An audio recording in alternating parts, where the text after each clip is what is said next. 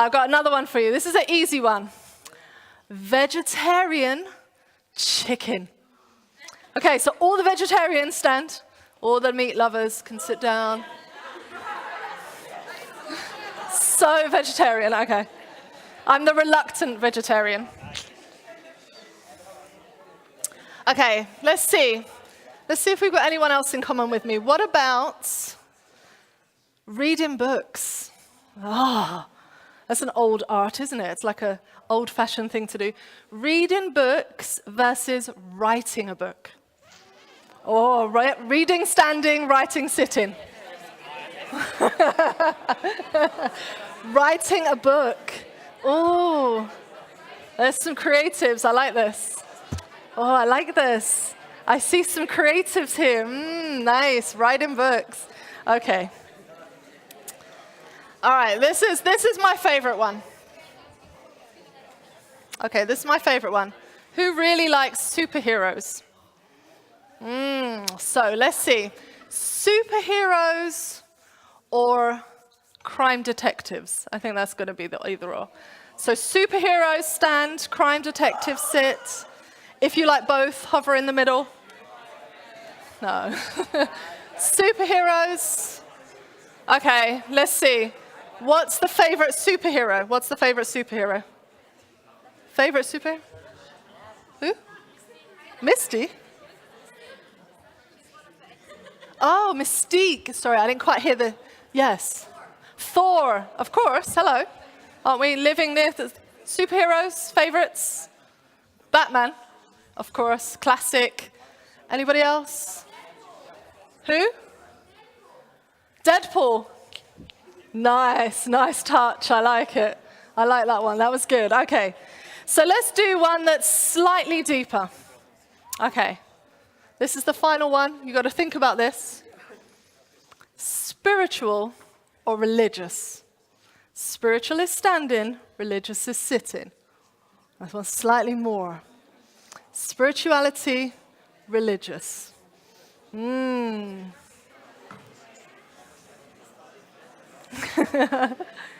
I have a load of religious people? That's interesting. What's the difference between spiritual and religious? Would you count yourself as spiritual? It's nothing to do with the church, more about your attitude. Okay, take a seat.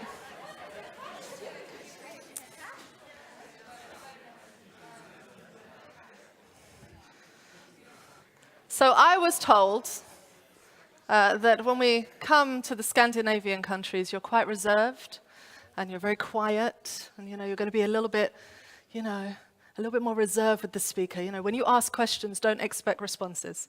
I think this goes to prove that that's not true. So the next speaker that comes, be nice, be kind to them, because we have the wrong conception when we come to places. Y'all are really chatty. That's nice. I like it. Just not during when I'm talking, that's all.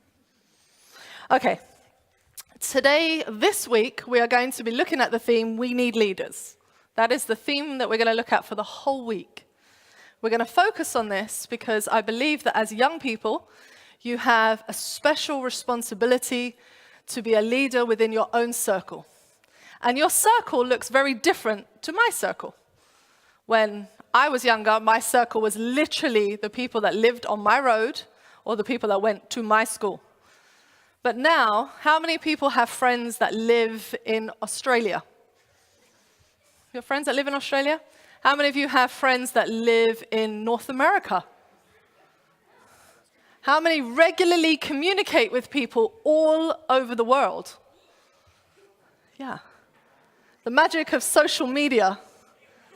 The magic of social media. You can communicate with people absolutely anywhere at any time. And so with that comes responsibility. And there comes often misunderstandings due to language, misunderstandings due to culture, misunderstandings due to many different aspects of life.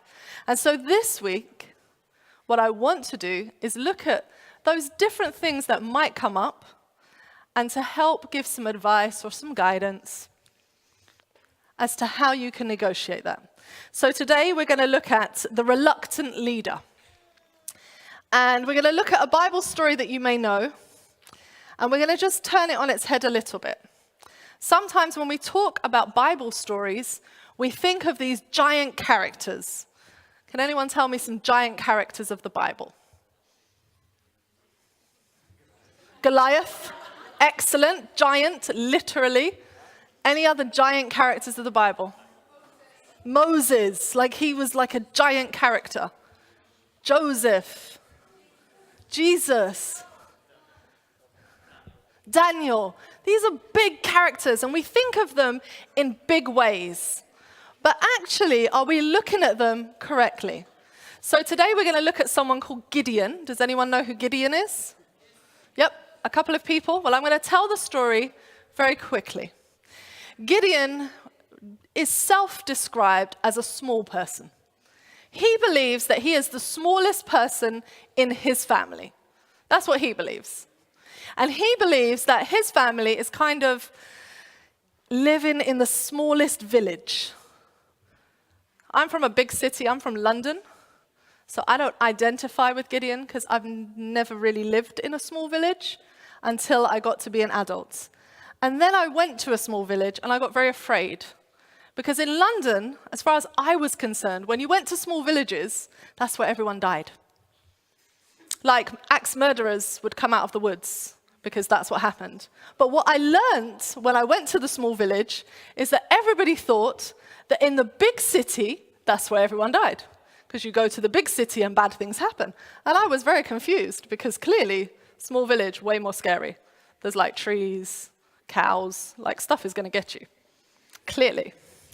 But he's from a tiny village. And God says to him, I want you to go and I want you to lead in the people. And he's like, no, I don't really want to do that. So the thing is, if I'm going to do that, what I need you to do is I'm going to make a meal for you. And when I make the meal, I need you to do something wonderful. And so God says, okay, no problem, make the food. So he goes, he makes the food. He puts the food on the rock as God instructs him. And then fire consumes the food. So he's like, whoa, I'm going to have to really do what God told me to do now. So he goes and he does it. And God says to him, what I want you to do is there's some like poles to different gods. I want you to cut them all down. Except those poles have been put up by his father. And guess what? Gideon is afraid of his family. Anyone been afraid of their family? I won't ask you to put up your hands. That's a bit mean. But some people have been afraid of their families. And so he is afraid of his family. And so instead of going straight away, what he does is he waits for it to get dark, and he waits for it to get quiet, and he thinks, right, I'm just going to go now, and I'm going to go cut the stuff down while no one is watching. Then no one will know that it's me, that I did it. And so he goes in the dark and he cuts down all of these different worship poles and he gets rid of them, and they're not on selfies, really they're not. And he gets rid of all of these things, and then when they wake up in the morning, oh my goodness me, what happened? The poles are all gone. And so they start to search everyone. Who did it? Who did it? Who did it? And of course, Gideon is small. We said this. So Gideon is hiding. And he's hoping that no one finds out what he did. And they do. They find out it's him, and they're like, right, so what we're going to do is y'all are going to come help me kill him, because he shouldn't have done that. That's what we're going to do. So we are going to go kill him. Yeah, right, it's terrible. And so then what happens is the dad comes out and he says, I tell you what, if your God is so big, let your God come out and kill him, and then we'll see. And that is the start of a very reluctant leadership role that Gideon has. And he is kicking and screaming into leadership the whole way. At each point, he says, I need a sign. I don't think I should do this. Show me something else. And there are some really famous stories of what God shows him.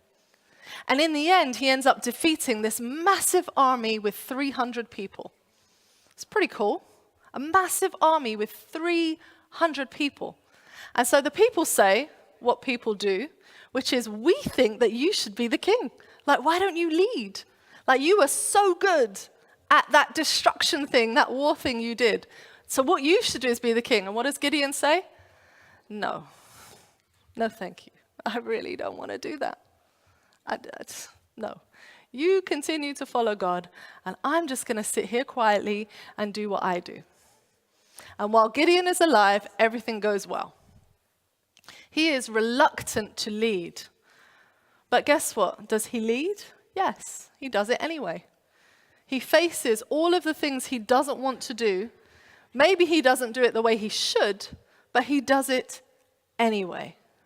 And it's an interesting story because I think there are times where you will face a choice or a decision.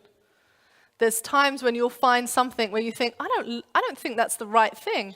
My friends are all saying X, Y, Z, or people are doing this thing, but I don't really want to do that. But I don't want to stand out. I don't want to say anything. I don't want to rock the boat. But Gideon shows us that that's exactly what we should do, even if we're afraid. So then I thought, well, that's a nice Bible story. Well done, Tabitha. Pat on the back. Good stuff. But how is that relevant to young people sitting here? And so I have two mini stories to tell you. One is of a lady in North America. She lived, I think she's still alive, but she lived a while ago, during a time when America was segregated. Her name is Rosa Parks. And she was a small person.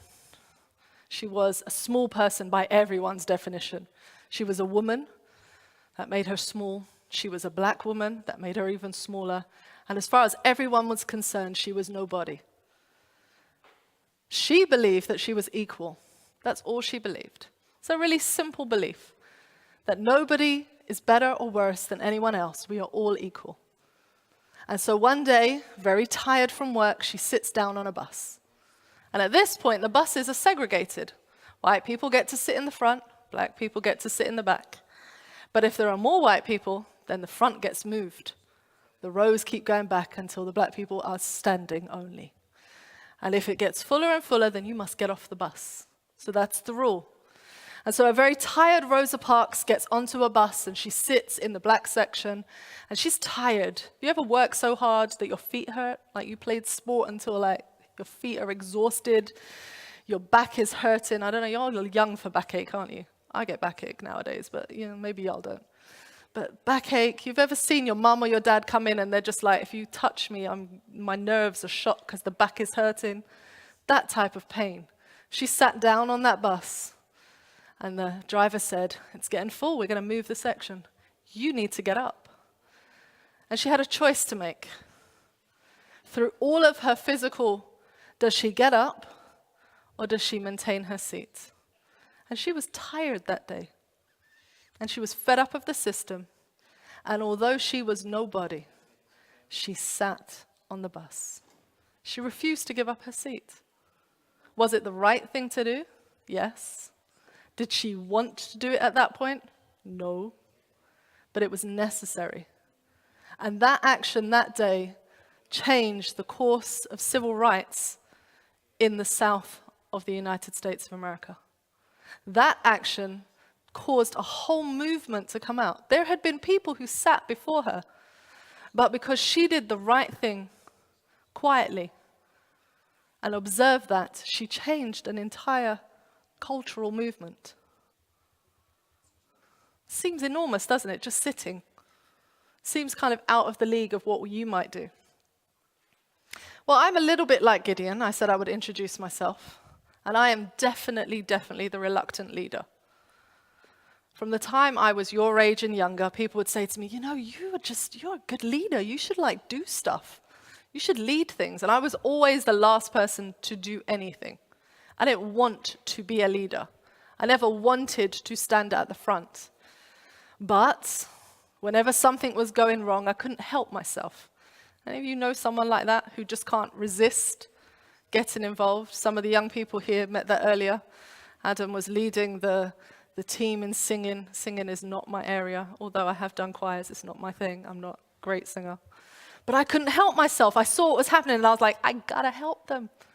I don't want to, but I've got to. I sat there for quite some time, unknown to Adam, going, I'm not going to say anything, I'm not going to say anything, I'm not going to say anything. Then somebody else came along and said something, and I went, okay, God, I will go and say something, and I will be helpful. It's like somewhere deep inside me, God has placed this need to help other people. And despite I don't really like to speak, believe it or not, I don't really feel very outspoken. I feel really uncomfortable on one-on-one situations. Generally in my head, if you meet me, I'm like, oh my gosh, what am I going to say? Oh Lord, help me. There are words. What are the words? Speak normal. Breathe. Okay, they're looking at you funny. No, you need to say something. Say something, anything. And that's what's happening in my head. As you stand there looking at me going, is she all right? Is she like having a heart attack? Like, what's happening? That's what happens inside of me. But God said, you have to do what's in your heart, and you have to help people. And I very reluctantly decided to follow him. So I am from London.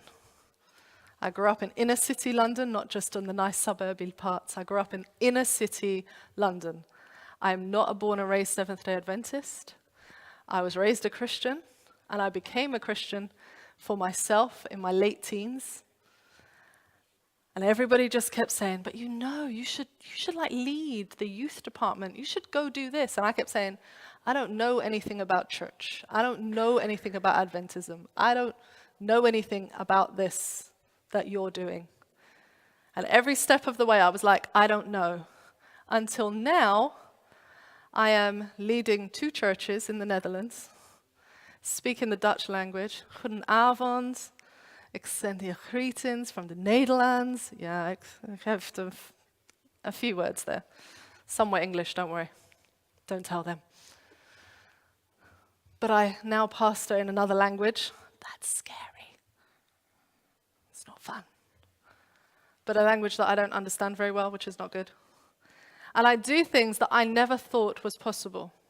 Not because I think that I'm great, but because through my reluctance, God has shown me that you can lead and do wonderful things.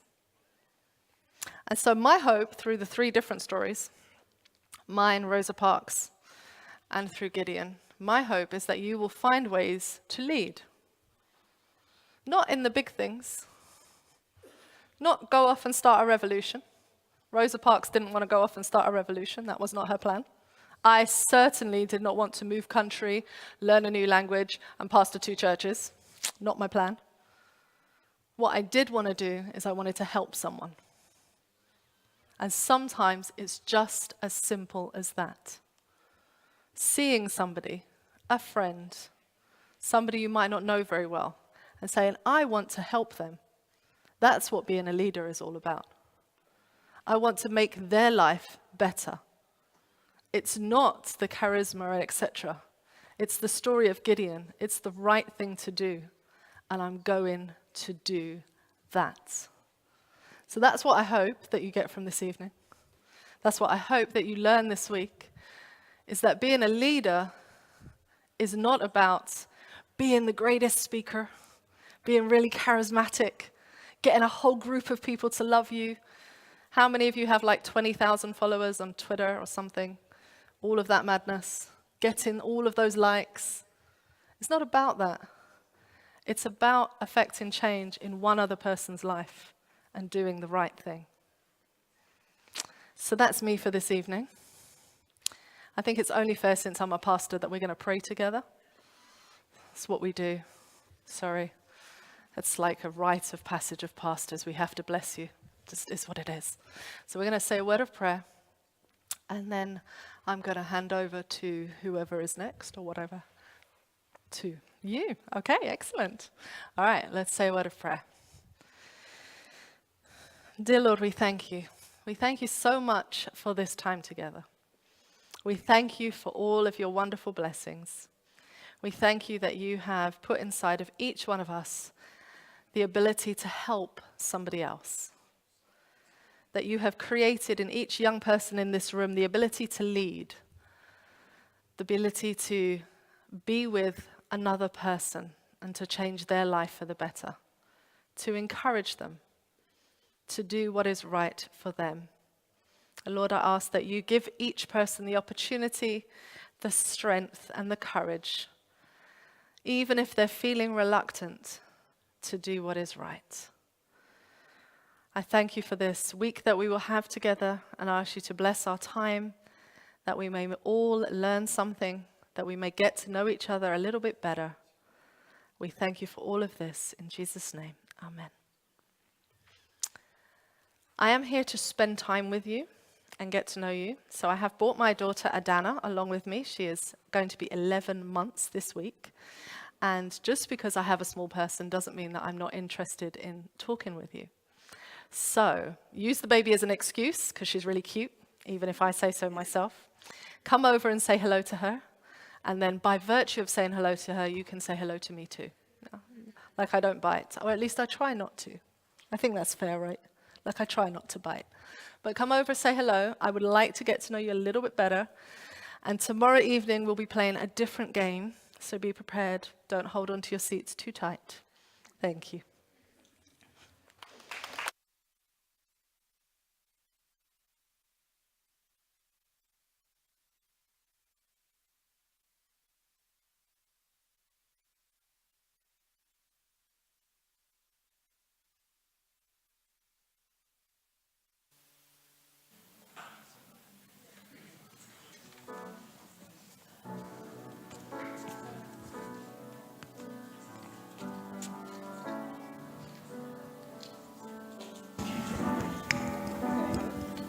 Hello?